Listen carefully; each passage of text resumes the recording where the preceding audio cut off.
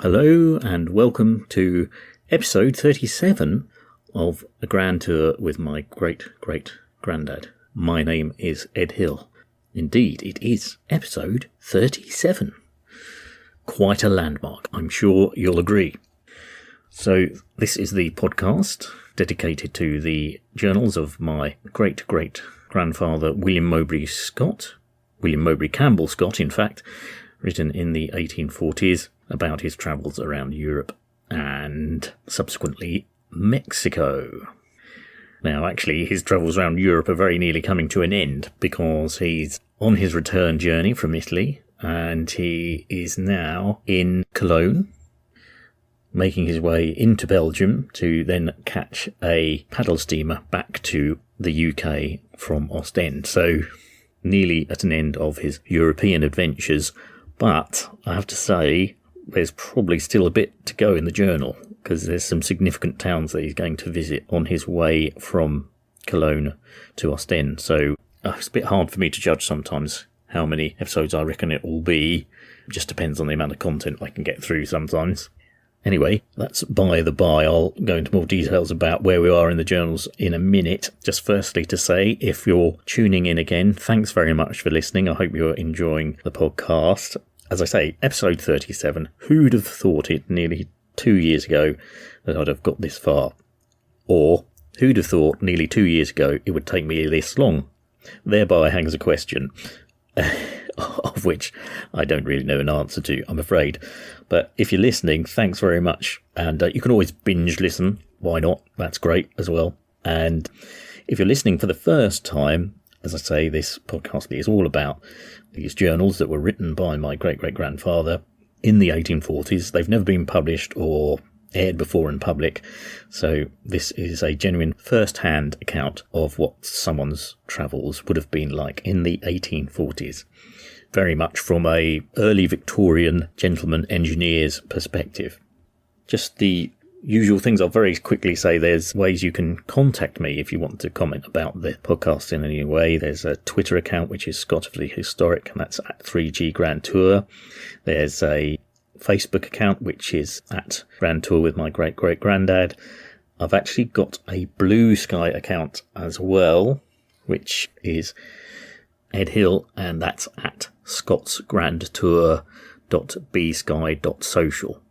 And Ed Hill is the name. So you can search me out on Blue Sky if you like, and if you're migrating away from the Twitter sphere there and into the Blue Sky sphere, I don't know what I would say. Anyway, you can find me on there. And also there's an Instagram account as well, and that is Ed's 3G Tour. So that's Ed's is with 2 D's, EDDS, number 3G Tour. Ed's 3G Tour. So you can find me on Instagram as well. But anyway, all those ways are ways that you can direct message me. I do not have huge numbers of followers to the point where I say, please don't direct message me. I'm actually exactly the opposite. Please do direct message me about anything you want. Save life insurance. Right, okay. Now, the point where we'd got to in the last episode was William with his family is in Cologne. And that last episode was really all about Cologne and the cathedral and its history and all that. So that pretty well took up that whole episode. But he's now going to make his way, as I say, by train, which he describes as his favourite method of transport, from Cologne and initially to somewhere which I referred to in the last episode. And I've got to say, rubbish French pronunciation. I kept getting the name wrong. I kept calling it Aix La Chapelle. And it's actually Aix La Chapelle, because it's AIX. So I've corrected myself in this episode, so it's Aix La Chapelle, in modern times probably more widely known by its German name, which is Aachen, Aachn. Anyway, he's travelling from Cologne to Aachen, which is easier to say than the French, making his way to Liege and beyond. So that's where the journey takes place in this episode. But there's quite a lot of history that he writes in this one, so I've chosen various bits to talk about that basically tickle my fancy, and that's really been the whole format throughout these podcasts, really. So the topics that I decide to discuss aren't necessarily all the history he talks about, but sometimes he'll mention some sort of history or some sort of geographical point about a place, or even some comment about a certain person. And if that piques my fancy, then I investigate it a bit more and talk about it a bit more, which is basically the whole format of the podcast. I'll read a bit from the journals, then I explain certain bits from the journals, and then I read a bit more from the journals, and then I explain a bit more from the journals, and then I read a bit more from the journals until I get to a point where I think now's the time to stop. They've suffered enough. So, as I say, this is episode 37, and it begins by William travelling from Cologne, and he has to go to the railway station, and the railway station is outside the city walls. So at this time, Cologne still had city walls. It still had its medieval fortifications, and I think they were then knocked down in about the 1880s, but this is 1840, so they're still there. And to get to the train station, of course, William has to travel with his family beyond the city walls, which is then travelling towards Aix La Chapelle. Getting it right this time. Anyway, that's where this episode kicks off. I do hope you enjoy it.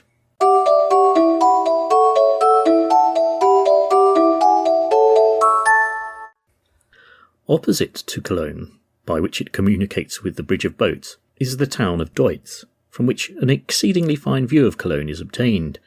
Deutz possesses a Benedictine abbey, which is the chief ornament of the town, and was once very richly endowed. The population of the town and suburbs rather exceeds 3,000 persons. March 27th, Easter Sunday. So now we get one of William's short poems. Now haste we on our path, till far away rolls the swift Rhine beneath the mooned ray. Still to my listening ear and a dreaming eye murmur the pines, the blue wave ripples by. I see dark shapes careering down the gale, through the deep Rheingen's vine enamoured vale, or hear the Loreley's moaning siren call, or walk with song by Roland's shattered hall. Back to his prose. During our progress from Milan, we had been compelled to adopt different modes of travelling suited to the character of the country we were traversing. Thus, post-chaise to Como, steamboat up the lake, post from thence to Chiavenna, open sledges across the Splugen, and from thence to Thusis, thence diligence to Chor and Wallenstadt, in a sailing boat down the lake of that name, diligence again to Zurich, Freiburg and Karlsruhe, by post from Karlsruhe to Mannheim, and then steamboat down the Rhine to Cologne. And now another system, and my most favourite one, viz. Railway to Aix La Chapelle, which, as we said before, is now primarily known by its German name of Aachen. Leaving the Hotel Holland in an omnibus, we had to traverse the whole length of the city to the outside of the fortifications before we arrived at the station, which is large and very commodious for the purpose. The line at our time of passing over it was a single one, but they were then actively engaged in making the necessary preparations for another line of rails, as on the completion of the entire line then executing for Aix La Chapelle to Liege, an immense traffic must come upon it. In some parts, the line runs for a considerable distance on the surface, and in others the works are rather heavy, chiefly in cuttings. There are 2 tunnels, one of them upwards of a mile in length. The rate of travelling is much slower than it is in England, seldom exceeding 15 miles per hour, but at the same time it bears a proportion to their former mode of travelling, as the English railways do to the coaches. The diligences on the continent, with their 6 or 8 coaches, thunder along at a rate of 5 miles per hour, including stoppages, whereas the English fast coaches used to bowl along at a rate of 10 miles an hour, including stoppages. The average railway speed is 30, so that it is just 3 times quicker in both instances. At halfway betwixt the 2 cities, the trains meet, and there is an excellent house for refreshment, the passengers being allowed to get out for that purpose. The engines here taking in water and having their fires cleaned. En route, we passed several collieries and ironworks, brickfields, sawmills, etc., and arrived at Aix at about 10:30. So I'll just stop here. I know it's relatively early to be discussing things, but I just thought I'd say, firstly, something about when William talks about the town of Deutz being over the river from Cologne. Obviously, these days, Cologne is a much, much larger city, and now Deutz is on the right bank of the Rhine, over from where the cathedral is located, but it's now just all part of the same city and a suburb of that central Cologne city. But in William's time, it was still a separate town, and in fact, its history does date back to Roman times, when there was a settlement there on that side of the river, and indeed, as William mentions, it was linked by some sort of bridge at that time. Now, the other thing I wanted to talk about is this railway that William is travelling on. It's what you would call the Cologne to Aachen railway, and it's quite historical, really, because it actually became the first international railway anywhere in the world, because, of course, it eventually crossed the German-Belgium border. But it was one of the earliest railways in Germany, stroke Belgium, and the reason people were keen to build it was because the tradespeople and industrialists wanted to avoid the tolls that they had to pay on the Rhine for the last stretch through Holland. So they thought by building a railway they could dodge going through Holland on the Rhine and get to the North Sea coast easier that way without paying tolls. So really, I think it's from about 1830, there was a lot of discussion and negotiations about trying to build this railway. And I think they finally started to build it in about 1836. And it was under the ownership, or the project was being built by the Rhenish Railway Company, which was really a company set up to build this railway by all the various interested parties. When William's travelling on it, I think it only gets as far as Aachen, but by 1843 it had then extended to get to the Belgian border. And he mentions a long tunnel that he travels through in the journal. I think this might be the Koningsdorf tunnel, which was 1,632 metres long. It's no longer there because they opened it up and just made it into a cutting rather than a tunnel. But this line is actually still, parts of it are just still used for the high-speed rail in this bit of the Belgium sort of German border. So it's still an important railway today. And in fact, in Belgium, they were quite quick in building their railways compared to other European countries, because they could see the value of it giving them good transport links to the coast and things which they didn't necessarily have. So by building railways, they were less reliant on their trade going through other countries. So in fact, I think Belgium was one of the countries in Europe after the UK to most quickly develop its railway network. William mentions the railway line. At that time, it was obviously being expanded to be a double line rather than a single one. And he also mentions that they had a stop-off point about halfway. I think this could have been at a place called Düren, which would seem about right, because it's sort of midway between Cologne and Aachen, or Aix La Chapelle, as William would refer to it. At least he was going at the fantastic speed of 15 miles an hour, although, as he says, comparatively slow compared to how fast trains at that time were travelling in Britain.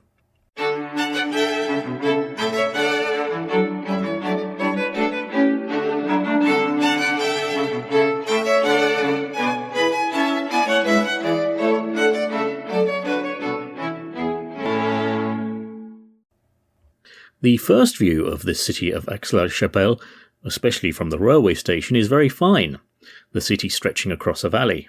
The churches and public buildings are seen to a great advantage from these heights. The city is the capital of the district of the same name, in the Prussian Grand Duchy of the Lower Rhine. It lies between the Rhine and the Mentz, at a distance of 12 leagues from the former and 6 from the latter. There are traces of existence under the government of the Romans, to whom it was known as early as Caesar and Drusus. Pliny mentions it under the name of Vetera. So I'm not quite sure where William gets that from. Obviously, I haven't read much Pliny. But the Romans actually called it Aquae Granae, or Granny. Aqua Granny! Anyway, it's Aqua, Aquae Granni. Sorry, my Latin's not too good. Anyway, back to the history that Will's writing here. Here, the Emperor Charlemagne was born in AD 742. Here he died in AD 814. The extensive privileges which he and other emperors conferred on this imperial city gave rise to the saying that the very air of Aix La Chapelle made free even the outlaws of the empire. I'll just say here, when he says empire, he's talking about the Holy Roman Empire. 55 emperors have been around in this city, and the imperial insignia were preserved here till the year 1795, when they were carried to Vienna, and are now in the imperial treasury. Its citizens throughout the empire were exempt from feudal service, both in peace and war, from attachment of their goods and imprisonment, from tolls and taxes levied on the property of travelling merchants, etc. By the Peace of Luneville, concluded February the 9th, 1801, which separated the left bank of the Rhine from Germany, this city was transferred to France, and remained till the overthrow of Napoleon and the chief town of the department of the Meuse.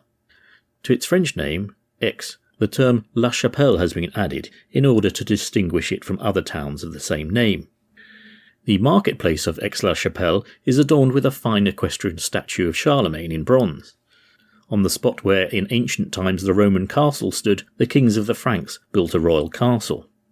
This was destroyed in AD 882 by the Normans, then restored by the Emperor Otto III in 993, and used in the 14th century as the townhouse.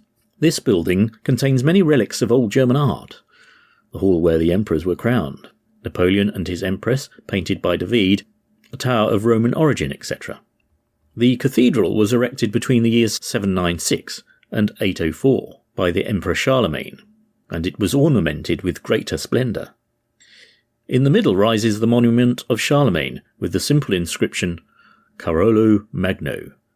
Above it hangs suspended by a chain a colossal crown of silver and gilt copper, a donation of Frederick I, which serves as a chandelier for 48 candles. Here is to be seen the chair of white marble on which several emperors have sat at the time of their coronation. It was formerly overlaid with gold. The Church of the Franciscan is distinguished by a beautiful picture by Rubens, The Descent from the Cross, which was carried to Paris but has been brought back. The inhabitants are for the most part Catholics, many of whom are actively engaged in manufactures. A manufacture of needles, established about the middle of the 16th century by Gunther Vollmar, formerly employed more than 15,000 workmen, but in 1808 only 8,000, and at the present time much less. The introduction of machinery in the manufacture of needles in England has already nearly extinguished that in this place. Aix La Chapelle contains 15 charitable institutions. It has 7 mineral springs, 6 of them warm. The most famous is the Imperial Spring, the vapour of which, if confined, deposits sulphur. The rooms for bathing are excellent, with baths from 4 to 5 feet deep, in massive stone, after the old Roman fashion.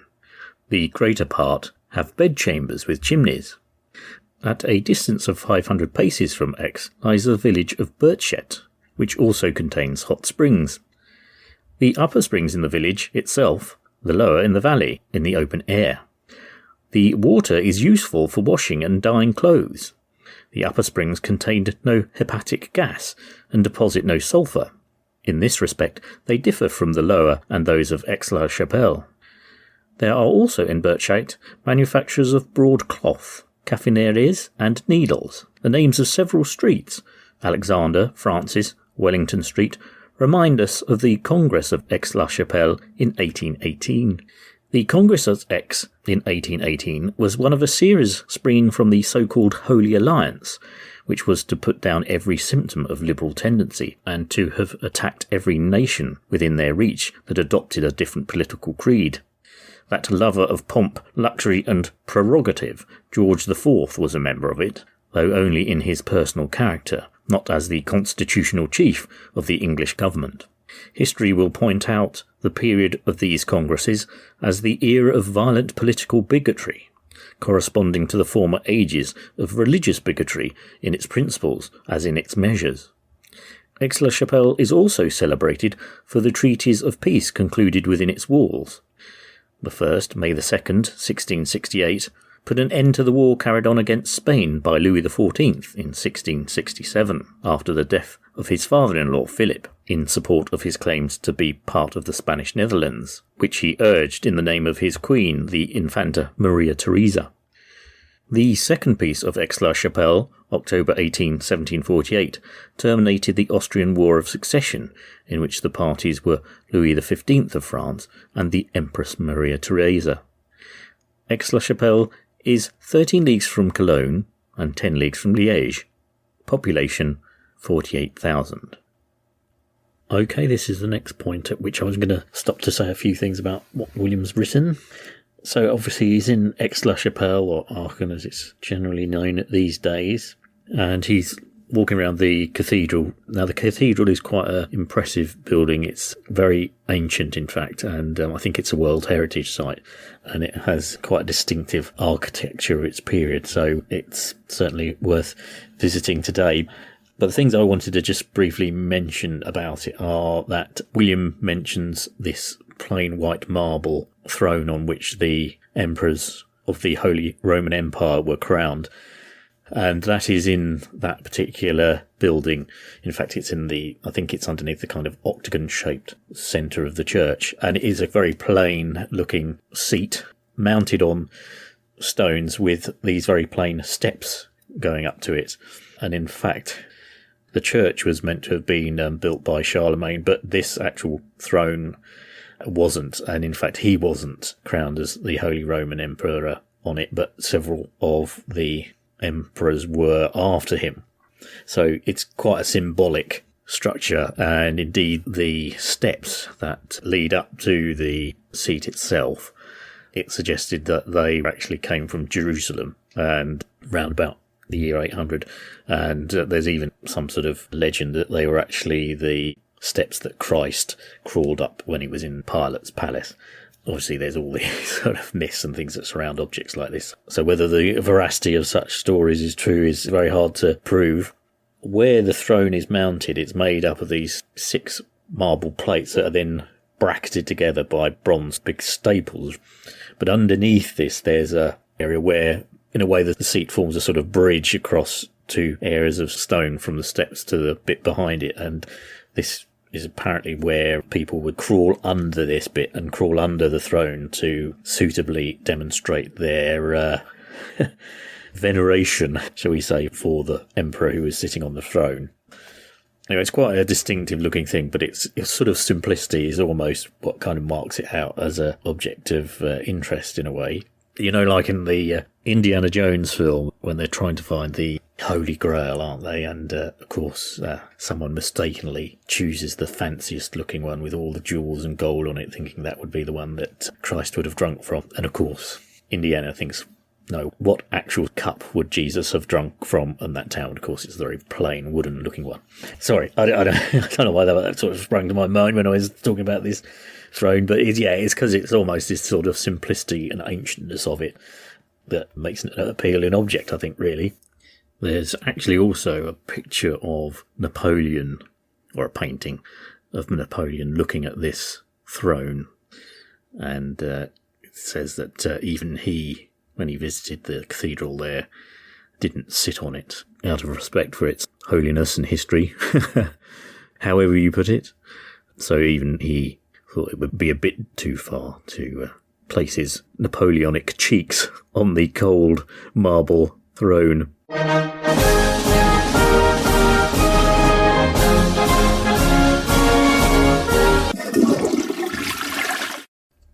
William also briefly mentions a painting by Rubens of Jesus' descent from the cross.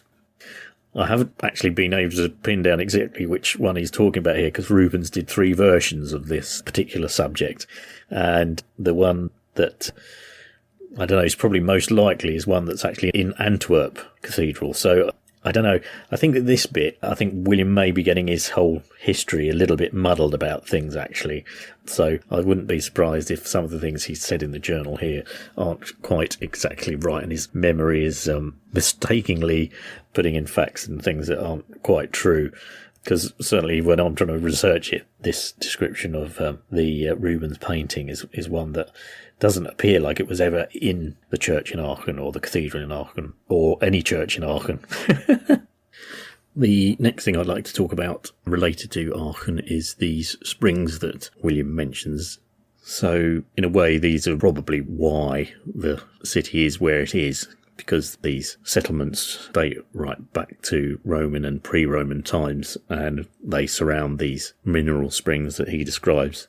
And in fact, in the Aachen and Burscheid area that he discusses, there's about 30 of these springs. And apparently they're still there today, and they produce more than 3.5 million litres of thermal spring water a day. The hotter ones are about 70 degrees centigrade, and they range in different temperatures to sort of half that to quite cold. But as I say, they date back to Roman times and pre-Roman times, in fact. But the Romans at one time had a settlement there where apparently they had 6,000 soldiers who were there. And obviously the Romans did, as we know, like a bit of a splash. And so they enjoyed the waters immensely. And then Charlemagne did as well. He liked Aachen because of the springs and spent a lot of time there due to them. And down the years, they've had various famous people who've taken the water, including Handel, Dürer, Voltaire, Peter the Great, I think Marie Antoinette, was it, or Josephine. Napoleon, I don't think he took to the baths, but maybe his wife did. Anyway, lots of famous people have taken the waters there, and you can still do so. William mentions the most famous one being the Imperial Spring. I don't know if that's the one they talk about now that's called the Corylus Thermen, but that might be the one he was talking about now. It's been quite recently redesigned, so there's all these pools that are inside and outside that you can splash about in and lounge about by. And if you watch the promotional video, you can have your back massaged and sit in saunas and all that sort of stuff related to it. And there are these warm water springs around that apparently have 19 mineral elements in them. That's what's been recorded. And of course, it's supposedly good for rheumatic problems and all sorts of health issues that these springs are supposedly meant to be a benefit for. But really, it's probably why Aachen developed as a settlement, because this was the main attraction. So they're fundamental to the town's, or were fundamental to the town's development. And if you're visiting Aachen these days, it's in the top 10 list on TripAdvisor to do. So why not have a bit of a splash about and relax? I actually did go to New Zealand once and did a similar thing to some, I think it's called Rotorua Springs there. These mineral type waters are always meant to be good for the health, aren't they? And so they remain a good draw for people to visit Aachen to this day. The last thing I want to talk about in this section is the Congress of Aix La Chapelle as well, which was held in 1818, which William mentions. And I just wanted to say a couple of things about this. Firstly, in the more general context, William describes it quite critically, and I'll just read out again what he says. He says that history will point out the period of these congresses as the era of violent political bigotry corresponding to the former ages of religious bigotry in its principles as in its measures. So just to explain a little bit more about what the Congress of Aix La Chapelle was, basically after the defeat of Napoleon, we'd had the Congress of Vienna carving up Europe amongst the allies who defeated him, and then the Congress of Aix La Chapelle is the kind of crossing of the T's and dotting of the I's of that whole series of congresses, which were known as the Council of Europe. And it's basically the big powers that defeated France coming together to sort of organise Europe in a way that they felt that it should be. So it was, at this meeting, you had Britain, Austria, Prussia and Russia, and you also had France as well. So the idea of this particular Congress was they sorted out things like the armies of occupation, leaving France, the sort of financial settlement that France should pay to the rest of the countries that had been involved in the war, much like how Germany was treated after the First World War, really. There's always some sort of demand from the victors to get some money back for causing all the grief that he'd given them. And, as I say, William is quite dismissive of it. And it was really the last period where, in a way, the old ways of rule were trying to be bolstered and reintroduced, and monarchies were put back on thrones and things like this. And, you had the Machiavellian figures like Metternich and Castlereagh, and the Duke of Wellington was there at this meeting as well, and the King of Prussia, I think it's Joseph. So they were trying to organise Europe as it was before all the grief of the French Revolution.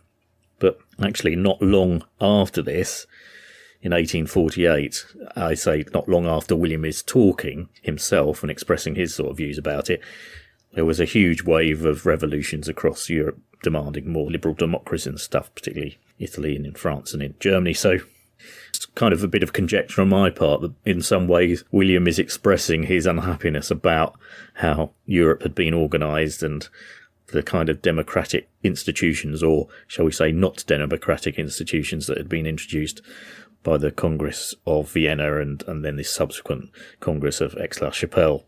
France, by the way, was then accepted back into this kind of Congress of Nations as well, so it was also a kind of way of welcoming back France into the fold, as it were. And actually at this time, back in the UK, back in Britain, the Chartist movement was taking off. Again, this is what I'm discussing here when William is expressing his views. So I don't know how aware William would have been about the Chartist movement in the UK. Obviously, he'd been abroad in Italy for 2 years. But literally at this moment in time, there's a movement, particularly in the north of England, amongst working class people to try and demand better representation in Parliament and better human rights as well. So just a thought that this is also William slightly expressing his displeasure with that all. And it did also make me wonder later on, there's not much time before William gets back to the UK and then goes out to Mexico to work in the mint. And I wonder if part of that was for economic reasons, because Britain was going through a bad economic period at this time of the Chartist movement. And obviously there'd been things like the potato famine as well that didn't specifically affect Britain itself, but obviously it affected Ireland very badly, and the repercussions of that. And there were crop failures in general all round. So it wasn't a happy time to be back in the UK. And maybe someone of William's qualifications and engineering skill, perhaps when he got back to the UK there weren't many opportunities, and that's why he ended up going out to Mexico to shall we say exploit that country's wealth. Maybe that was the easy option for someone of his standing in society. The other thing I just wanted to briefly mention is William mentions that George IV, or the Prince Regent, was part of this Congress of Aix La Chapelle as well. He didn't attend it, but he did send his most respected portrait painter, Thomas Lawrence, or Sir Thomas Lawrence, to go out to the Congress and paint all the key figures in it. So, people like Metternich and the French ambassador, or the French representative, who was Richelieu, not the medieval Richelieu. I don't know if he was a descendant anyway. He was one of the top ministers at France at the time who was attending it. So maybe as a bit of a way of greasing the wheels or getting in good favour with all the people at the meeting, the Prince Regent, as William describes him, George IV, that lover of pomp, luxury and prerogative. Maybe it was his way of getting in the good books with all the other attendees from the various governments who were there at the Congress of Aix La Chapelle. Sounds like it was to me. Just incidentally, Thomas Lawrence, or Sir Thomas Lawrence, he was the most respected portrait painter of his age. If you ever get a chance, do a little bit of research into him. He's probably the most famous painter you've never heard of, I would say. Certainly British painter you've never heard of, because he spent his whole life doing portrait paintings of the rich and the famous of that period. And he does have a sort of certain style. I do like his portraits. There's one called the Red Boy, which is of a young duke. He's like when he's, I don't know, the kid looks about 10. But anyway, it's a very attractive portrait of this little young lad in his red velvet attire. But actually, he's got a certain style that is kind of romantic and quite appealing. And actually, there's famous painting that he did of the Duke of Wellington, which was then actually the basis of the picture of the Duke of Wellington, which went on the British £5 note. So, yeah, look up Thomas Lawrence. He's quite an interesting character, and obviously one who doesn't get featured much in the annals of art history and perhaps deserves a bit more prominence.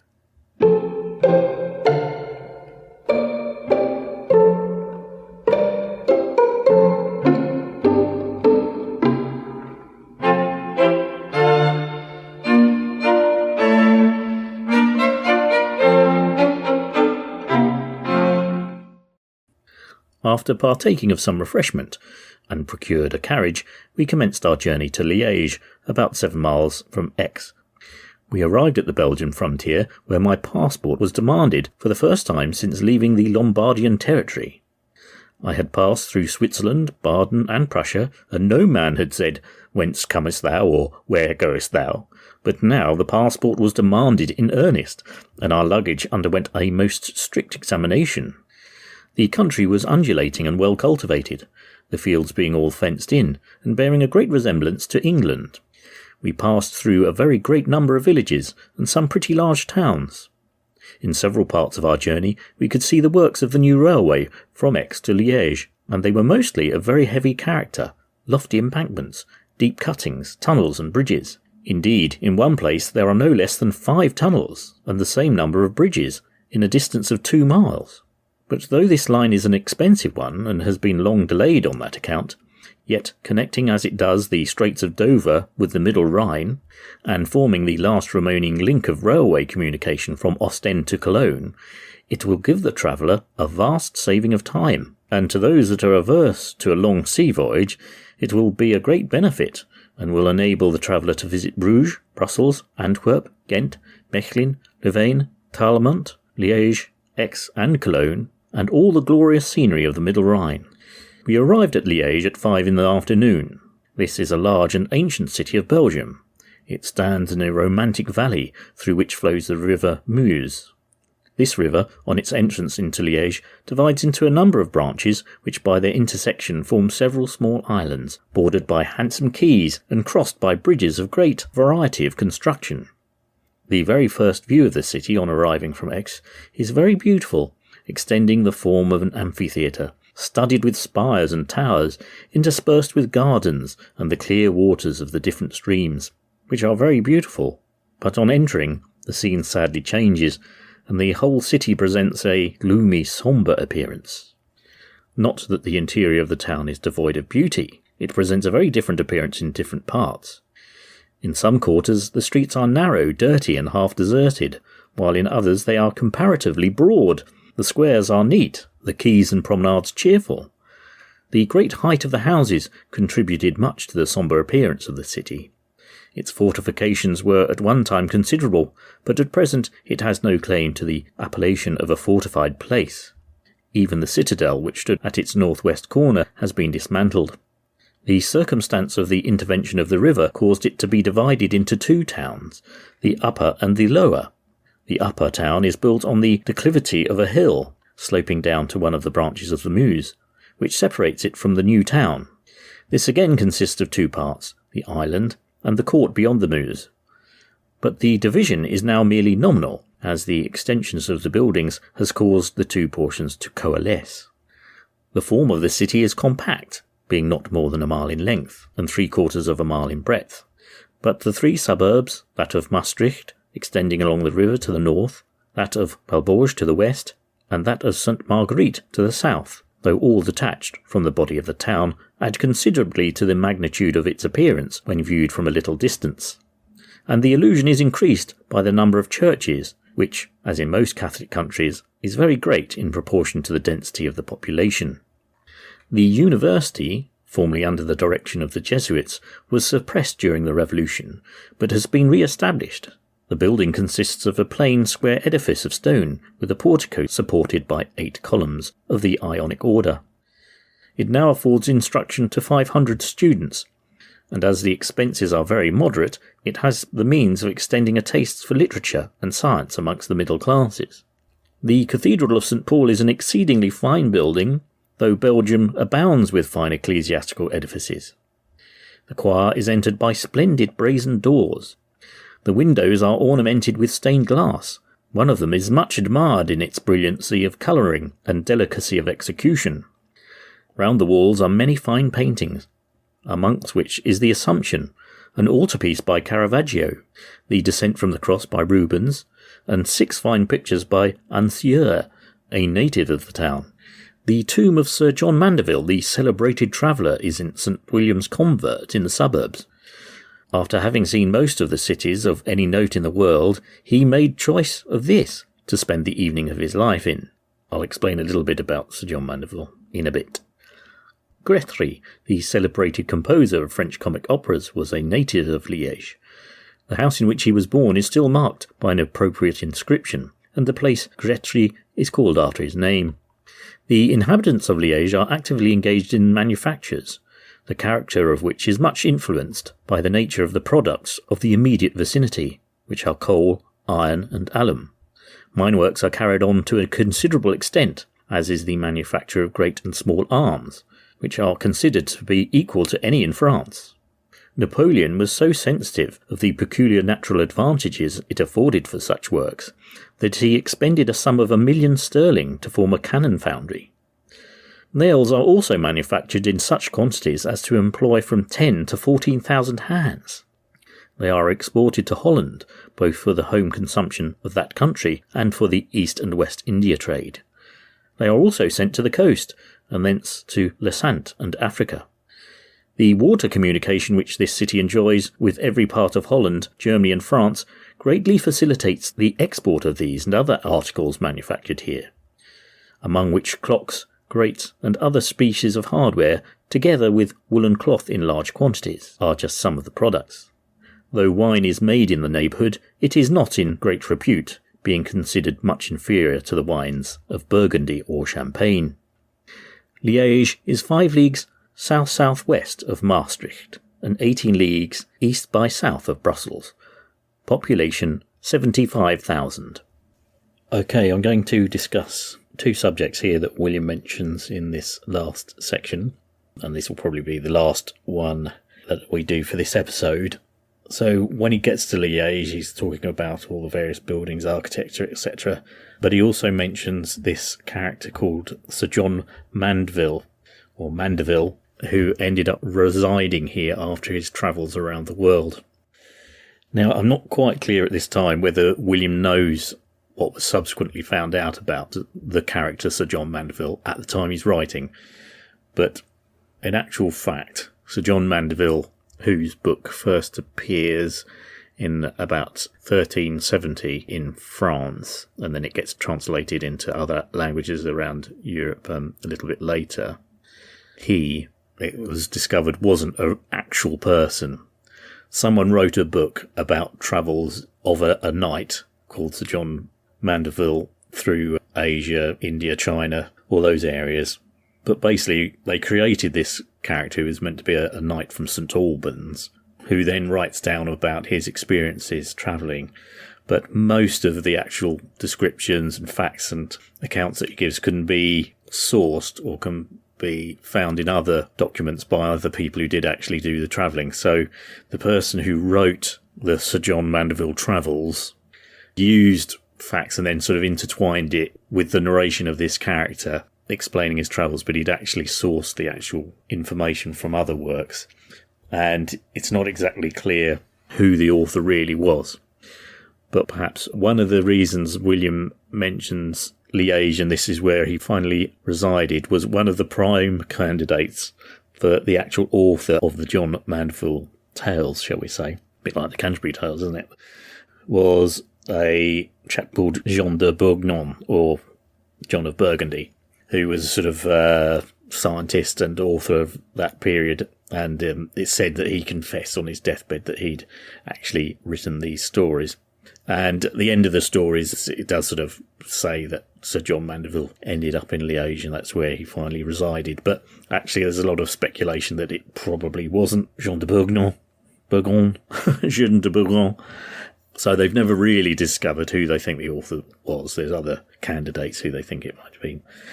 So I'm not quite sure if William is sort of archly referring to the author, knowing that it wasn't, actually a person called Sir John Mandeville when he's writing his journals and his accounts of his travels, or whether he genuinely thought at that time that it was an actual book written by a real person called Sir John Mandeville. I'm not sure when they discovered it wasn't for real. So up until that point, quite a lot of people thought it was a genuine travel book, and people like, I think Christopher Columbus used it as a reference book and stuff like that. But I think it was fairly soon discovered that and realised it wasn't the travels of a real person.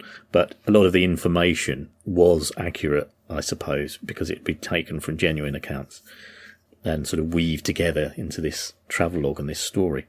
I sometimes think there's elements actually of William doing the same, because I do know, and sometimes he quotes actual other authors in his works. He does at least admit to it, and sometimes he doesn't, because there's the odd definite paragraph which I've discovered that he's obviously written for word from an encyclopedia of the time that wasn't his actual own writing. Doesn't happen often, but there are a couple of occasions where that's the case.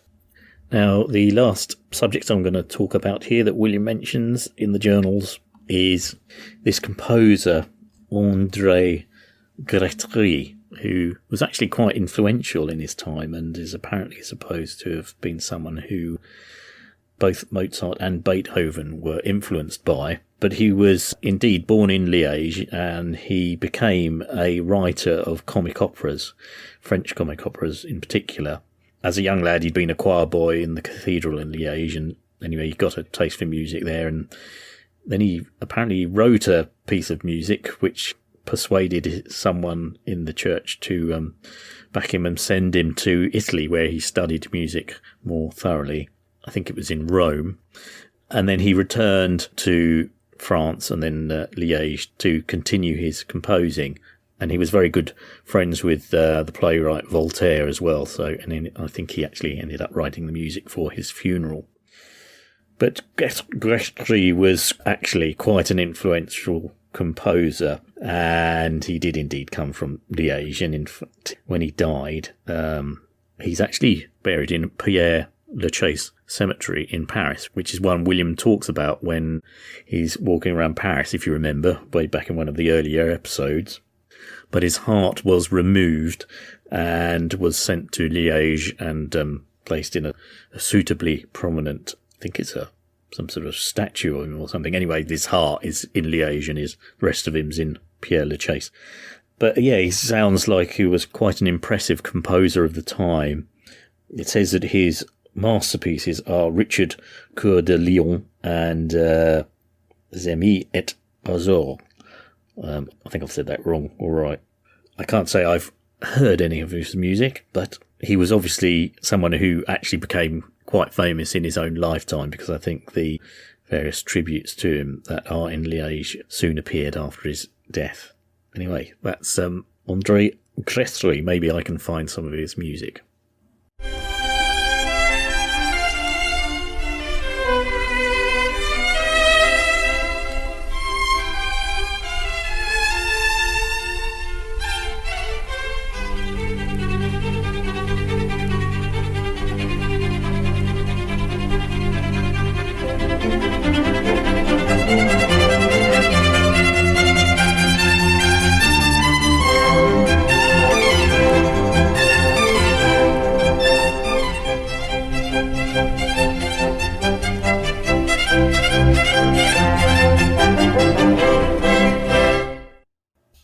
Right, so that's the end of this episode. I think it's a good place to stop here, with William finally ensconced in Liège with his family. And to be honest, if I went on any more, it would make the episode too long. So it's a good place to stop.